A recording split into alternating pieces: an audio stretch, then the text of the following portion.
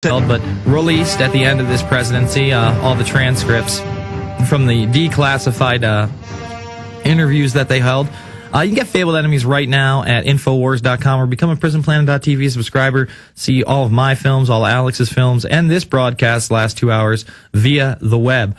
All right, we are now joined with perhaps Obama's harshest critic, Webster Griffin Tarpley, author and lecturer, and he's got 2 books out right now about Obama: Barack H. Obama, the unauthorized biography, and of course, Obama, the postmodern coup. And as we're working on this Obama film here at the Info Warrior Studios, I tend to like this guy less and less and less, and it does seem like there is a concerted effort to really promote him, not only through the media. I mean, it's bad enough that MSNBC was running commercials with all their anchors, change with MSNBC.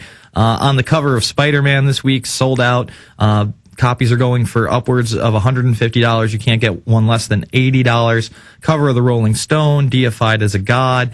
And now Newsweek even doing a cover article entitled Obama's Cheney Dilemma, where they make the case that the Obama administration should not get rid of any of the executive powers that were brought in under the Bush administration. Thank you for joining us, Webster.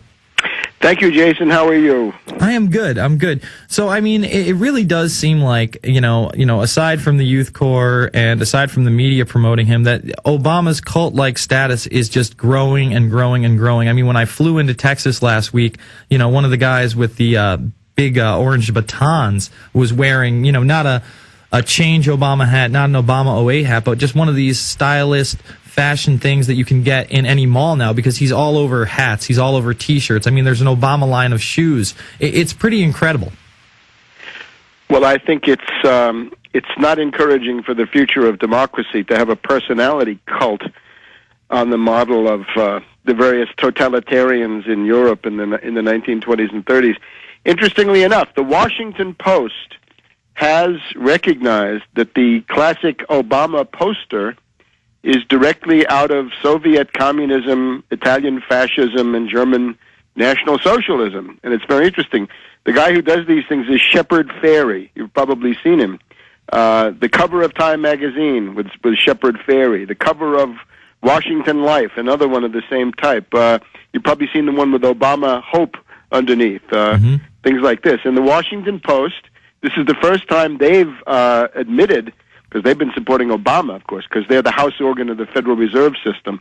It says, this branding is brilliant, but it seems to disregard the iconic precedents of authoritarian propaganda originating in forms such as the Soviet poster art of the 1920s that Americans have traditionally resisted. So you're being invited to join the personality cult of a demagogue who is he wants to become an authoritarian dictator, functioning differently than Bush. He's more demagogic.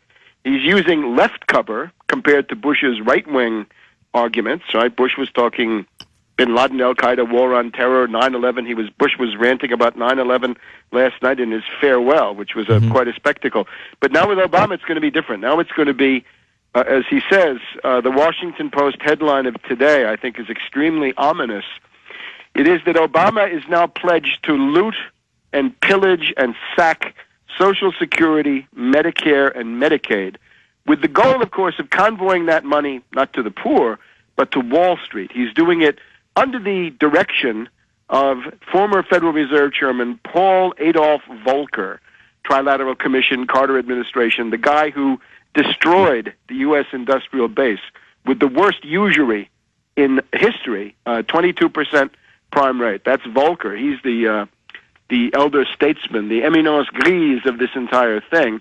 And Obama says he wants entitlement reform. That means that your economic rights, won by the American people and the American labor movement, with all kinds of struggles, the Detroit sit-down strikes, the San Francisco General Strike, the Minneapolis Teamster Strike, and the Toledo Auto Light, and a million other sung and unsung labor struggles over the years.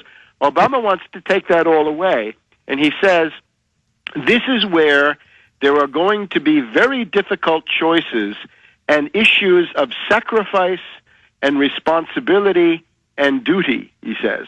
Sacrifice, responsibility, and duty. Now, this is not new. Michelle Obama, during the primaries, as I pointed out almost a year ago now, was talking a litany of sacrifice, meaning that they're going to drive down the standard of living. They're going to obviously increase the looting rate, increase the rate of primitive accumulation, including through taxation, of course, through their lunatic program of cap and trade, carbon tax, and all the rest of this stuff, motivated with global warming.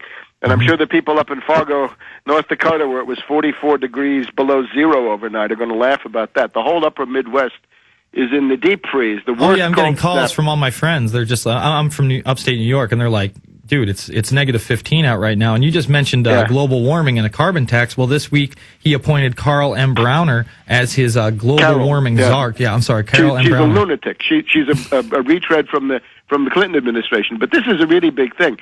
He's saying that he is capable of bringing together a bipartisan. What that really means is pan-oligarchical. He's going to get finance oligarchs of the left and finance oligarchs of the right, Republican and Democratic financiers, bankers, and so forth. And he's going to loot. He's going to reduce the benefits.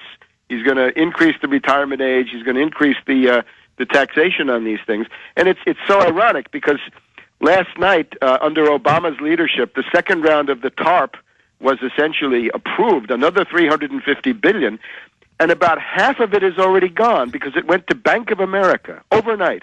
Bank of America, a bankrupt institution, bankrupt because of derivatives, because of, credit default swaps, collateralized debt obligations, structured investment vehicles, auction rate securities, asset-backed securities, mortgage-backed securities, all the rest of these crazy derivatives. Bank of America is bankrupt. Everybody knows it. Now, they've been bailed out once under the first round of the TARP to the tune of $25 billion. And now they're getting a second round of $168 billion following Citibank, right? Citibank had been bailed out once and then had to be bailed out twice in November.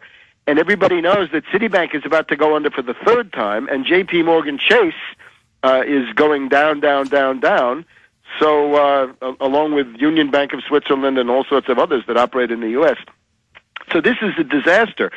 I think Obama has dropped the mask. Today he's talking about renewable energy and his green jobs. Well, the problem with what he calls renewable energy, meaning windmills and solar cells and ethanol and other boondoggles, essentially, that have to be subsidized, is that every time you build one, it's a net loss for the economy. It's a net loss because the amount of energy you have to put in to create some of these things, or all of them virtually, is more than you'll ever get out of it in the entire life of the investment. So the more you have green jobs and renewable energy, the poorer and more backward you're going to get. Obama today is talking about how countries like Spain are ahead of the United States. Yeah, they're ahead of the United States in the race to the bottom because they'll go bankrupt even faster because of their stress on green jobs, renewable energy, global warming, and the polar bears. So you're getting to the point now where human civilization, the fabric of human civilization, is at stake.